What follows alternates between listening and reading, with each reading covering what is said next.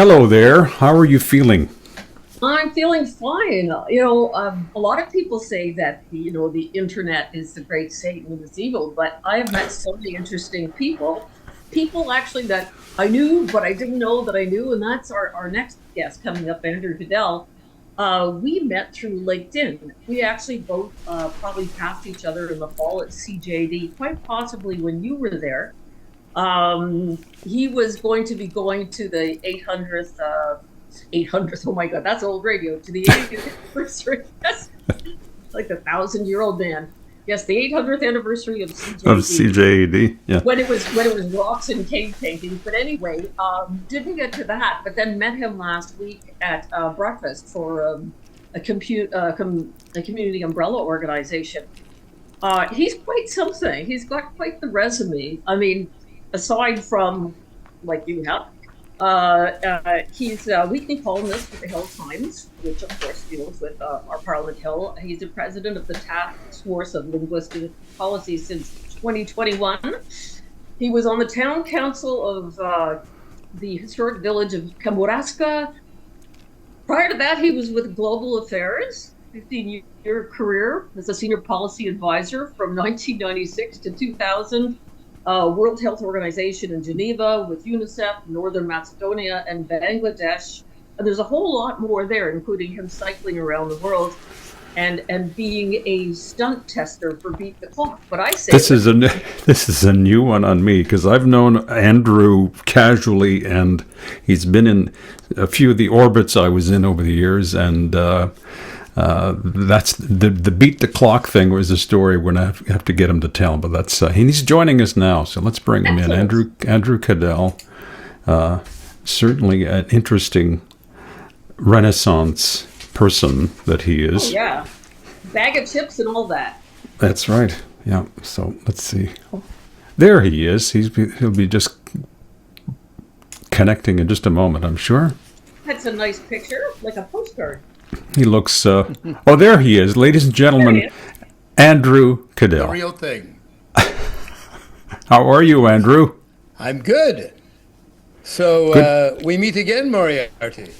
I'm pleased to see you again, my friend. I have a quick question for you. I was going through the voluminous notes that that our friend Era prepared. Where were you born, Andrew? I never knew. At the Catherine Booth Hospital. In Montreal. Okay. Yeah, which was a factory. It was a factory. It turned out about 10,000 kids in a period of 20 years. Amazing. Yeah. So let's, Era has covered off on what you're doing these days at the Hill Times, president of the Task Force on Linguistic Policy. Where shall we begin, Era? Where would you like to start? Well, before we get to his serious career, there's a couple of things that I found kind of fun. Like, you and I both used to live in Ottawa, and he actually worked at the steakhouse on Rideau Street. I don't know if you remember that little restaurant with all the peanuts on the floor. I was trying to remember the name. What was the name of the place, Andrew? The Hayloft. Oh, the Hayloft, but of remember, course. You know what? The Hayloft was an offshoot of a restaurant in Montreal that was at the corner of Guy and Sherbrooke, which was, it was the same format. What was it called? Wasn't the Barbie Barn, was it? No, it wasn't the Barbie Barn. The Barn Cider. The Barn Cider. Yeah. Do you remember the Barn Cider? I do not. Well, it was the in early 70s Montreal, late 60s, early 70s. And I remember going there, and Ken Singleton and Gary Carter were there. At the Barn Cider. At the Barn Cider. Yeah. Okay. Yeah, but you worked at what's the name of the place again? The Hayloft in Ottawa. I remember that with the peanut shells on the floor. And cheap beer. Cheap beer. Cheap peanuts. Yep, it was great. And your alma mater is Carleton, is it not? Masters in journalism? Yeah. Yep. And were you working there during your study years? Working at the Hayloft? No, I actually quit school. I was at U of O, and it was at the time that my son was born, and it was a very difficult time, and I dropped out and worked for about a year and a half, and then went back to school. Okay. Now, there's a lot of stuff here about you cycling around the world and working in Macedonia and Bangladesh. When did that come out? That was when I was living in Geneva, and I had worked for the World Health Organization, and my friends there said, well, you really need to get some field experience. So UNICEF approached me, and they, just after the Kosovo War, they wanted people to go into Macedonia, which was the sort of staging area for a lot of the refugees from Kosovo and from Bosnia.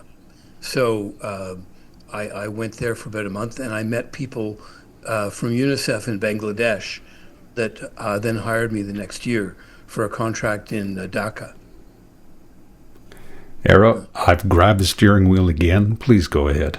No, that's okay. Well, you were so World Health Organization, global affairs. That's no small stuff, I'm fascinated that you transitioned to journalism because, I don't know if when you were at Carleton, you were working at Shea. Yvan was also at Carleton for journalism too. In fact, just about every guest on the show so far. Back when dinosaurs roamed the earth, yes. But you were early in your career. You transitioned from journalism, and you advised ministers in Ottawa and Toronto and St. John's, as well as opposition leaders in Quebec and Newfoundland. You've run for provincial, municipal, and federal politics. But and there's a story in Kamouraska that I'm going to get to in a minute. Okay, he served as a town councillor in Montreal West during the 1990s, but he also served as councillor in Kamouraska. So that leads it back to you with that. Okay, well, when does Kamouraska come into the picture? Because I think the last time I spoke with you a few years ago, you were sitting by the water near, the porch. I guess, right? Yeah. Okay, is this a summer home? Yes. Well, my great-grandparents bought it in 1884, and my great-grandmother was a wonderful person, was a real role model for my mother. And when she died, she directed that the house be given to my mother by her three single daughters, and as they died off in their turn, they left the house to my mother. So my mother inherited it in the early 80s, and then she left it to me and my siblings in the 90s. And I really was the only one who had a real interest in maintaining the house and paying for it and upgrading it. And so I bought it with my siblings, and since 2003 it's belonged to me, and I've brought it back to the way it was. We had a fire in 1980, and my parents didn't really have the means to rebuild the house. So since about 1995 and onwards, I've been rebuilding the house inside and out. And now it's fully winterized, and it's a real family home. Must be quite the spot. You gotta come down. We've had we get about 100 visitors every year. There's lots of room. Sounds terrific. Now, let's get back to politics now. We'll get back to Kamouraska in a minute. When did the interest in politics show itself? I walked into a political science class at Dawson College in September of 1969, and the instructor, whose name was Roland Wensley, wrote on the board, "Politics is blank." And we spent an hour discussing what politics was. This is a famous saying. And then he ended it by saying, well, the actual phrase is, politics is the art of the possible. And I'll never forget that lesson. And it really inspired me. It's like I discovered my calling and my vocation. The story that piqued my interest, and I have to tell you about this, Andrew, I was listening to the news one day. And the story was about a municipal councillor in Kamouraska, because you also you were also, a councillor for the town for a while, were you not? Yeah, for 4 years, yeah. Okay. And something about responding to social media and using rather blunt language. And I'm listening and I'm thinking, okay, well, that's not terribly unusual. It's difficult to be in politics nowadays with social media. Then I heard the name Andrew Caddell, and I laughed so hard I almost fell over. And I thought, that's the Andrew that I know, that I've known over the years. And you were taken to, now, please tell me the story. You were taken to task by the Commission Municipale du Québec for having been a bit too, a little too raw in your replies to the trolls. Is that correct? Yeah, I think it was a bit of a witch hunt because, let's face it, when people start calling you Rhodesian, Orange Man, white supremacist, squarehead, get the hell out of Quebec and take the 401, and it wasn't get the hell out. I take offense at that because I've always been a Francophile. My children went to French school. I've defended the rights of Francophone minorities in every province that I've ever worked in and any involvement I've had in government. And so I tried to explain, hey, I'm not the guy you think I am.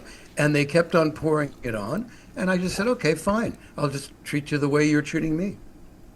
And you paid your fine and life goes on. I haven't actually. I'm appealing the case and hoping that I'll be found innocent. If not, the money goes to the town of Kamouraska, and the mayor joked that they'll name the skating rink for me if they'll use the $4,000 to build new boards on the skating rink.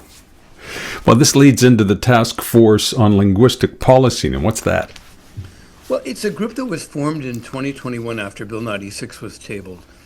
Because initially, my reaction to Bill 96 was like everybody else's. It was, this is good for French, and anything that's good for French, I'm going to be supportive of. And then we started looking into it. We had lawyers who were examining it, people like Eric Maldoff and Colin Standish, and they discovered that there were many parts of the bill that were extremely discriminatory. For example, 500,000 people are basically cut off of services from government because they weren't educated in Canada.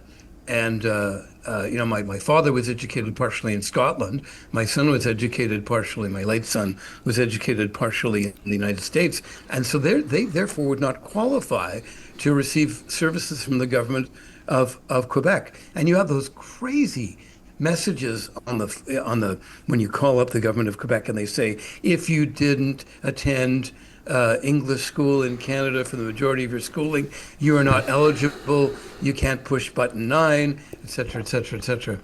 And you can't openly discriminate against people in the law. Plus, there were so many other things like preventing municipal administrations from communicating within the municipal administration in the language of their choice. They were saying in Côte Luc that they wouldn't be able to inform the local bridge club of the hours that the town city hall rooms were available in English because that's what the law said. So there's a number of lawsuits, and we're one of them taking Bill 96 to court. If it wasn't so insane, it would be a Monty Python sketch. Because it is a Monty Python sketch. It's both Monty Python-esque and rather Kafkaesque as well. It is. And one of the things that caught my eye as well too is you wrote a book, and we'll get to the book about hockey, but this book, like a moth to a flame, the influence of the news media on the United Nations. Could you tell me about that place? That's really fascinating. Well, it was my thesis, and I had, having worked in the UN, and I was an information officer, I noticed more and more how the media was influencing the decision making in the WHO and UNICEF and other agencies. And so I applied to Carleton to do the master's and was accepted on that subject.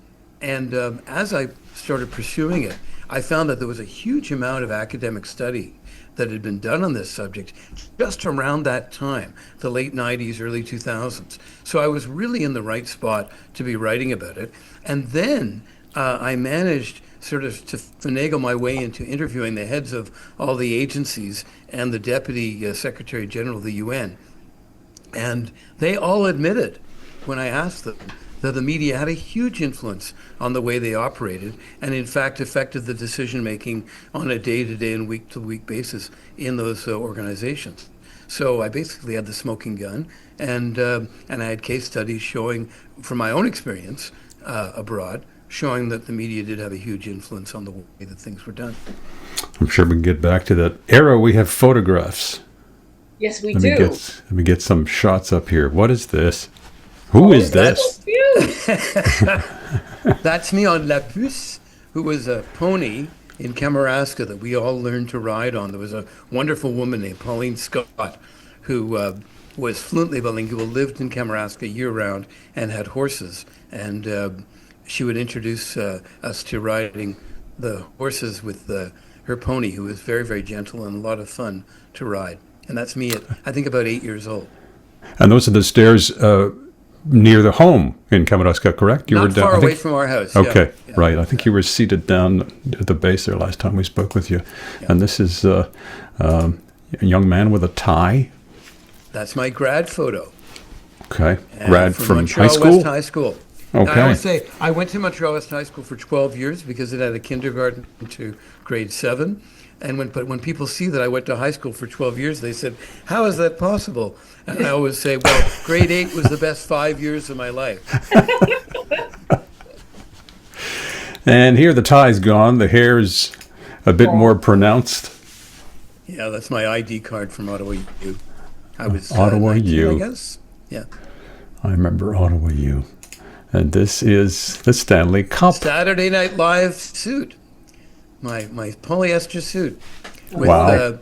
And that girl went to the Stanley Cup party with me to meet Doug Riseborough and dropped me the next day after she'd met Doug Riseborough. Yeah. I That's not very nice, is it? No. And where are we posing here? That's at Lake Louise. Right. All the mountains behind I've actually climbed.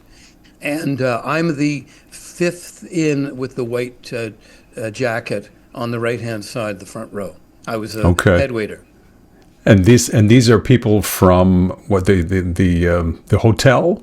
That's the dining room staff in the hotel. It was a massive dining room staff. I don't think everyone was there, but it was a huge staff, big dining room. We served about 500 people a night. Okay, so you were working there at the time. Okay, I was. understand. I worked there for four summers and 1 winter. And sorry, here we go. And he worked his way up, Yvan, from floor sweeper to head waiter. No meat feet. Wow. Worked in restaurants. Good. And here we have my siblings in Benny Farm. We were in Benny Farm for 10 years. My parents were the first people to move into Benny Farm, and the second floor apartment directly behind is where we lived. Benny Farm. Wow. Yeah. And Monsieur Chrétien. Yeah. That day, it was interesting. He used to live in the riding that I ran in Ottawa. I ran in 1985 for the provincial legislature, and he said, and I'd met him, I'd served him at Lake Louise. He said, I think I know you from somewhere. And I said, I served as a waiter. I worked for Bob Kaplan when he was Solicitor General, when you were Justice Minister. I've interviewed you a number of times. He said, no. And he said, did you run for office? And I said, yeah, I ran in Ottawa South for the provincial Liberal. He says, that's why I know you. I voted for you. And I said, well, hang on, I was a provincial Liberal. And he said, oh, don't worry. I always vote Liberal, and my wife too. And he's still going. He's still at it too. What is he? 91 now? 91. You'll be 92 on the 11th of January. That's just wild. And I did not know that you played football. But this is cool. This is not just any league. This was the Swiss American Football League. I think we were playing Bern. We got whipped 56-8. This was the opening kickoff, and this is taken from the other end of the field. If I'd beaten that one guy, I was on my way. And the thing is that the guy on the right-hand side, my buddy Robin, told me not to touch the ball, not to pick it up because it would roll into the end zone and be dead. But it didn't roll into the end zone. I picked it up, I ran it, I sort of did a couple of moves, and I was on my way, and all I needed was one block from Robin. And unfortunately, he didn't block that guy and ended up being tackled. I'm number 45 because I was 45 years old. Ouch. My goodness, how did you get to the Swiss American Football League? I went out. I tried out. I was not as fast as I used to be when I played in Cégep, but I because I'd been playing football since I was 5 years old. I had more natural moves than a lot of the Swiss guys did, and so therefore I was able to compete with them. And that was when you Switzerland. were with the World Health Organization. Yeah, that's when I was working for WHO. Oh, okay. Oh, so you're already in Switzerland doing something I else. was living there. Oh. My wife was a diplomat, and she was assigned there. She was the number 2 at the World Trade Organization for Canada. So we were living there for 5 years, and our kids went to Swiss schools. Wow. I never associated the Swiss with football, but then the stuff I learn every day. And here you are holding a summons from somebody. Old, oh, no. 50 okay. years old with my master's degree at Carleton. Okay. Yeah. And this is the Taj Mahal. And it's not just wallpaper. You're there.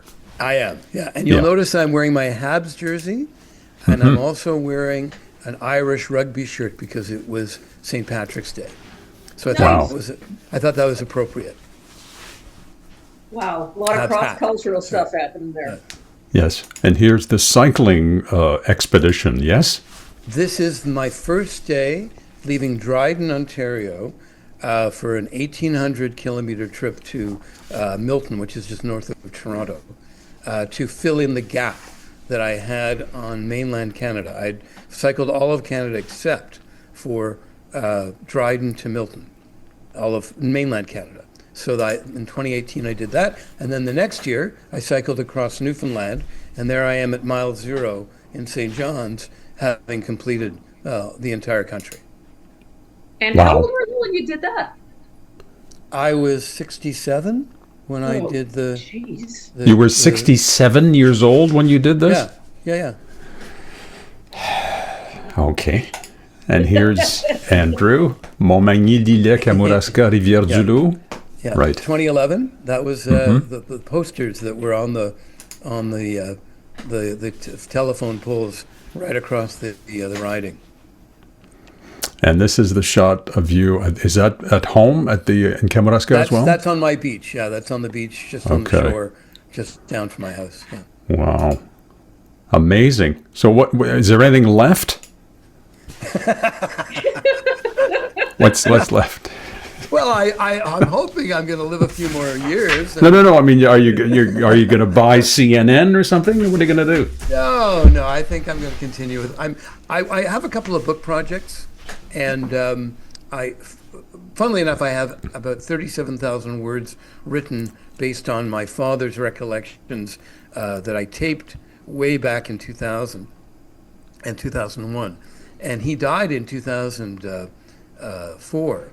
So I've got all of this, and I needed to do more research into his war years. Unfortunately, when he moved to Ottawa, we didn't have the chance to sit down and for me to interview him, because I was interviewing him in the car driving back and forth between Ottawa and Montreal when he was living there. So now I found the war diaries of his regiment, and amazingly enough, he's mentioned significantly in the war diaries. So I can actually put together some of the stories that he told, and fit them in with the actual records of the diaries. And there are things that in the diaries that he never told me that I found quite interesting, that are quite pertinent to his life. And then the rest of his life, I mean, I know it by heart, and I do have some comments on tape about post-45 into the 1970s, 80s, 90s. Wow, what a project that is. Prolific writer. You wrote a book about hockey, about goalies, I believe. Yeah, and you were kind enough to send me a copy of that too. I have it in my library. It's up on the top shelf here. You have to put it in your bathroom, because each story takes 8 minutes to read. So it's the perfect time. Okay, all right, 8 minutes, very nice. Not only is he accomplished, he's regular too. Very nice. Good, we're learning everything today. Trying to encourage everyone to be regular. Okay. Better than Metamucil. Yeah. All right. So from that, let's skip over to what your impressions are of the evolution of media these days. Now, it's difficult not to look away from the U.S. and all of that with the concentration of media and things happening. Era, you had something to come up there? He told me something that really made me think, and that was, he said that things really changed in the world when the remote control happened. Because before that, it changed the way people read their news. It changed the way they consume the world. And it's such a simple thing. A remote control, how much of an effect could it have? But all of a sudden, more choice, more directions. And I found that to be a very, very interesting commentary, especially now since the remote control has become the internet. Right. And it's interesting that a piece of plastic should change the way programming was done on television, where they found that they had to, instead of building up a story, they had to come in straight into the story, where the advertising is now all at exactly the same moment on every channel, because they know that people will be switching over, so that they have to sort of keep them as kind of prisoners of that story. And the arc of the stories have changed, the nature of the stories. So, and then the introduction of the internet. When I was doing my master's, we were speculating a lot about what would happen with the internet. And one of the most important parts of it was, and this related back to the telegraph, was the monetization of the internet. Our professor at the time was an expert on these things, and he said, when they start monetizing the internet, that's when it's going to make a difference. The other part of it, which was journalism, we didn't really foresee the end of newspapers, but we did see everybody becoming a reporter. We didn't think that there would be as much fake news, but it certainly was an issue. And the internet has killed the newspaper business. It's certainly killed the advertising in the newspaper business, and it's also made streaming more important than broadcasting, which has affected the news business as well. So it's and I'll tell you, I'm really old-fashioned. I love to hold a newspaper in my hands, but living in the country, it's very rare that I get the chance to do that. Where do you get your news these days? I get it online, and when I get what the do you chance read? to, well, I read the Globe and Mail every day. I read the Gazette every day. My wife has an iPad, and she finds it that much easier to read the news. I tend to read on my phone, but I will read on my computer if I can. But nothing to me compares to holding a newspaper in your hand and feeling that paper, and if there's a tactile sense. Yeah. Plus, you're not looking at a screen. You're looking at an inert piece of paper, and I think that allows your brain to look at things a little more calmly and think about the issues that are in the stories. I was at the Billy Bishop Airport in Toronto yesterday morning. Wow.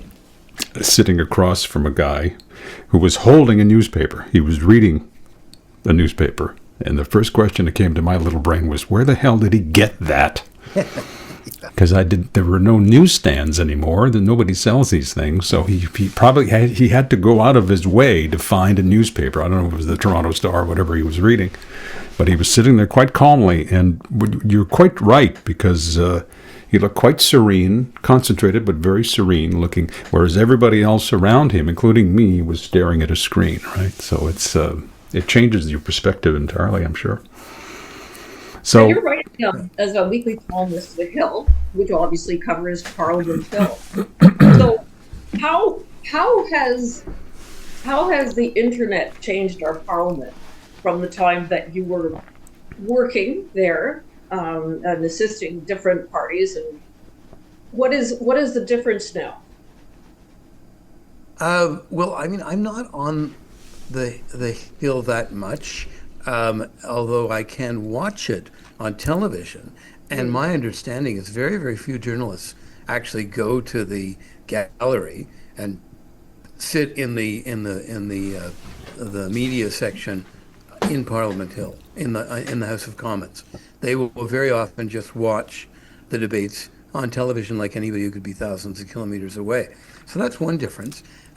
Certainly as an assistant on the Hill, I would go up to Parliament Hill and I would be present in the gallery every day and meet my minister afterwards. I think that probably still happens, but a lot of assistants are doing things by remote control. And of course, the voting in Parliament, they still have a hybrid system where you can vote outside the House as well as inside, and you can be on Zoom participating in committee. So that's a very, very big difference. In terms of what the internet does, the 24-hour news cycle means that there's a voluminous demand for news, and the reporters have to report, instead of doing 1 or 2 stories a day, they're doing 5 or 10, and that means politicians have to be constantly providing material and responding to issues. And they don't have the time to do all the research they should do, right, to put these pieces together. That makes a difference as well in how you deliver the content and what have you. So, now there's one story that I'd really like to get to, Yvan. I'm sorry, today is my turn. No, please. I remember when I was a kid growing up watching Beat the Clock. Originally, it was in the States. It was a Mark Todson, Bill Goodman production in the 60s, but then it came up to Canada, and it was where you had to do different stunts and try and obviously beat the clock to win a prize. Now, this is a really interesting job description. You were a stunt tester for Beat the Clock, and you had a fellow stunt tester before he was a movie star. That was James Dean, which is crazy. So well, what does a stunt tester do? So in order to prove that the celebrities, and in my case, the week that I was one of the weeks I was doing it, it was Jim Backus, and Jim Backus at that time, I don't know how old he was. He's probably younger than me now, but he was like Mr. Magoo. He had these very, very thick glasses. And so anything that he was going to be doing, they had to make sure that a 68 or whatever year old person could do it. And so they had me and another person testing these stunts to see that, like, for example, a putter that was made of rubber, and that in order to put the ball into the hole with this rubber putter, was it feasible? And then there were certain sort of skill games, like I think like balls, volleyballs, things like that, tossing them back and forth, or putting them into a hoop, things like that you had to see whether or not they would work. And I was paid about $25 a day, which was pretty good wage. I was at CFCF on the stage there. And one of the benefits, aside from the cafeteria there, was that they had these gorgeous models who were the part of the show. And so we had to rehearse with testing the stunts with yes. And they were really, really sweet. And so it was a lot of fun. How did you get that job? I actually went to another show, and they asked us to do a little bit of improv, and so I did some improv, and it was a couple show, and unfortunately, the person that I brought was the younger sister of a friend of mine who's a tremendous athlete, so I thought she'd be great for this show, and it turned out that they didn't. She was 17, so she wasn't eligible. So they said, we was really sorry. We would have liked to have had you on the show, and I left it at that. They had my phone number. They phoned me up a couple of days later and said, "How'd you like to do stunt testing for another show?" And I said, "Well, what's that?" Okay. So they hired me. Yeah, wow, it was fun.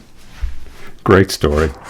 2026 is upon us in a few days. What are you looking ahead at for this new year? Well, I would think you're probably going to see a majority government in Ottawa because the Liberals are actively pursuing members of the other parties, so that there's no threat of an election. But the Quebec election is going to happen, if not before October, in October. And at the way things are right now, with the Liberals in disarray and the CAQ biting the dust, I think the PQ will win a majority, and then we're into all the things that brings. Right. Okay. Era, anything else? And I don't know. I'm sort of hoping cholesterol is going to finally do Donald Trump in, because I think you just can't eat that many Big Macs and be as obese as he is without having some impact when you're in your late 70s. Yeah, let's hope nature takes its course there too. Yes, enough said. That's such a cheerful way to end the old year. Like, no, how's your cholesterol, Andrew? But I have to say that you will be. Wait a minute now. Yeah, you're going. I think you're going to be our first show in the new year. Yes, it'll be. Yes, So it is. As we speak, it is 2026. We're Yes. going to bring in the new year with you. So let us start off with some words of wisdom and joy from Andrew. Yeah, there must be something positive. Here's a question for you: Is a majority Liberal government a good thing for you? I think it is, because minority governments, everyone always says how great they are, but they tend to spend far more money than they should, and they have less discipline than you would if you had a majority. And because it's a narrow majority, it will be a narrow majority, I think that the Prime Minister's office is going to have to reach out to all their own caucus members and be a lot more sensitive to what they're thinking. Because I think sometimes you can lose the caucus if you're operating an executive government. I worked in one government in Newfoundland where the staffers thought they were in the West Wing, and they neglected the caucus. And I was always down talking to the caucus members, and I knew they weren't terribly happy. Well, eventually they got rid of the leader because they weren't happy. So I think you have to always think about all those members that are out there, serving their constituents and what their constituents are thinking. It will be an interesting year. Positive things for the year. I mean, we've had a good winter so far. We'll have a real winter, which will be wonderful. It'll be great for all the ski resorts. And I'm hoping that I'll see a bit of travel this year. I think hoping people will continue to boycott the U.S. and find the joys of traveling within Canada. My wife and I are going to spend a month in Victoria in February. Nice. So that should be fun. I'll be bicycling and playing some golf, because you can do that in Victoria in February. So I just and I hope everybody has good health and they're managing to keep food on the table and just have a good life. I think that's the most important thing. And break a leg on the project with the book about your dad too. I guess it'll be a while yet before you get that together, but I would like to get it done by August, because then it would be ready for the book season. And there's an illustrated version of the first story in my book, The Goal, about me as the world's worst goaltender at 10 years old, and the travails of being scored on 15 times a game. And the illustrator is wonderful. She's already got one book out called La Hockey Rink. Her name is Karen Birdkanaw, and we're hoping to be able to get that done. And if we can, it'll be ready for the fall as well. Great, Andrew. Thank you very much. You're such an overachiever. I'm catching up. I'm making up for all the things when I was a bum. Thanks, Andrew. Bonne année. Happy New Year. Same to you. Yes. Happy New Year. Happy 2026.